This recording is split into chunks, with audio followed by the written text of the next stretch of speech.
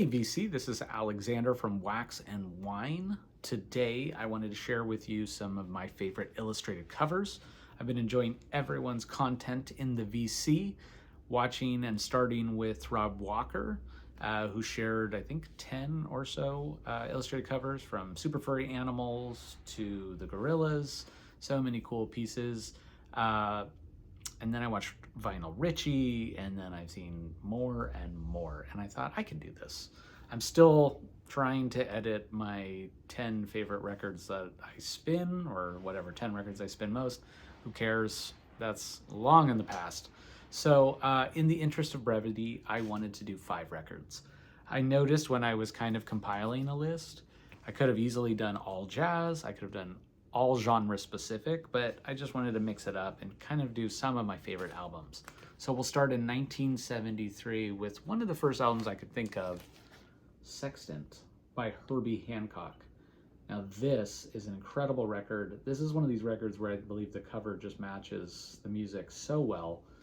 Julian Priester, Buster Williams, who else do we have? Bernie Maupin, and of course Herbie, and I think I'm forgetting one other guy. Am I? No, I am in fact not. But the artist here is Robert Springett. I believe I'm saying his name right. Now this part seems kind of similar to a 1972 record called Crossings, also by the same artist. He would do Thrust, and he did a Graham Central Station record as well. I think this one or Crossings are my favorite. I don't have Crossings on vinyl though, just CD. Really, really cool. So coined Afrofuturism, and I think that's a pretty apt title.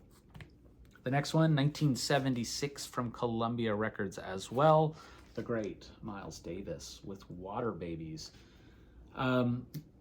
Now this probably ties the CD that I have of On the Corner.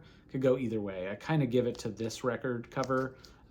There's something very cool about this little boy in orange. Just fun. There's a lot going on here. Also, promo copy, what's up? This is a great session. You've got Shorter on here, Tony Williams, Herbie. Who else do we have? Ron Carter, of course, the ubiquitous Ron Carter. So all great session, super funky as well. So great record, great cover. That is done by the artist Corky McCoy. Corky McCoy did 4 album covers for Miles, and then funny enough, when I did some research, a band that I was always into, a little hip hop group that I learned about through skateboarding, Ugly Duckling, would use him. So some like 23, 25 years later, he would be doing the album artwork for them. I thought that was fun. Fun fact. Next artist will take us to the UK in the 1980s. This is his 4th studio record, Billy Bragg's Workers' Playtime. Now, you can't talk about Billy Bragg without politics, so we're going to dive right into communism here. We got capitalism is killing music, and then you have a traditional painting here of workers enjoying a little R&R after breaking hard rocks. But this, for some reason in my mind, is equated to Tintin. So I kind of feel light about this illustration. And truth be told, this record is fantastic. So although it's his 4th studio record, there's a song on there that closes out the album called Waiting for the Great Leap Forward. Brilliant. Friggin' brilliant.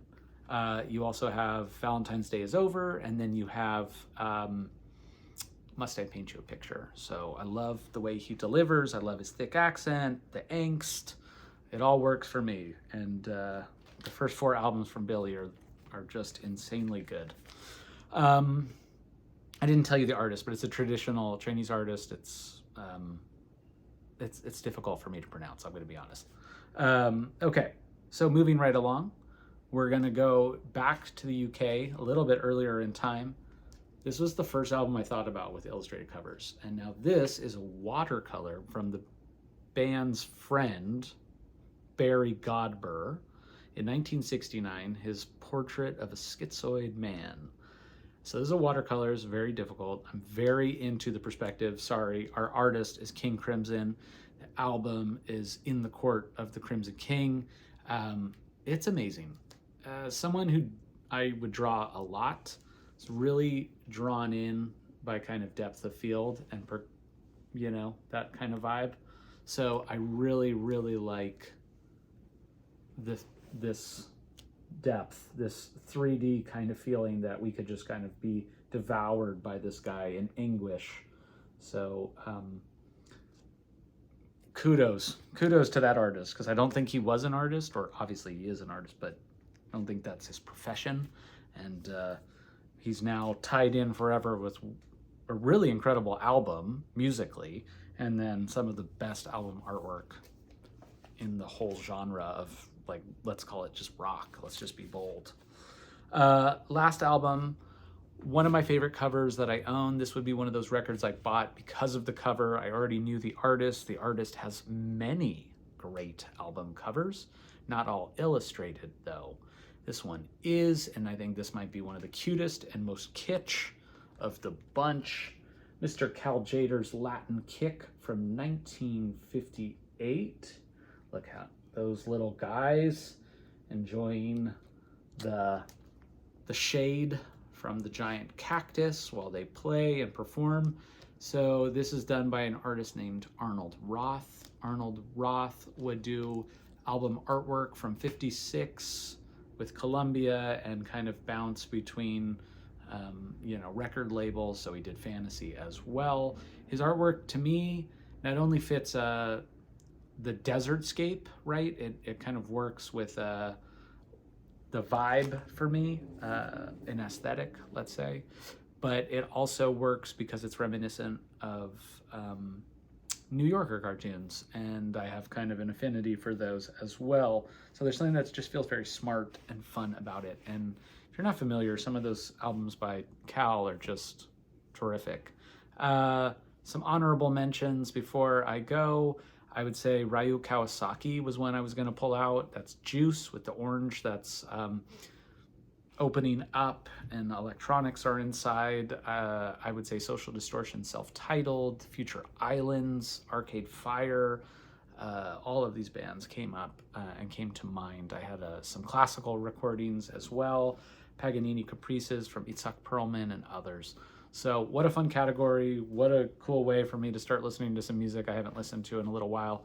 Hope you enjoyed, and we will see you again soon.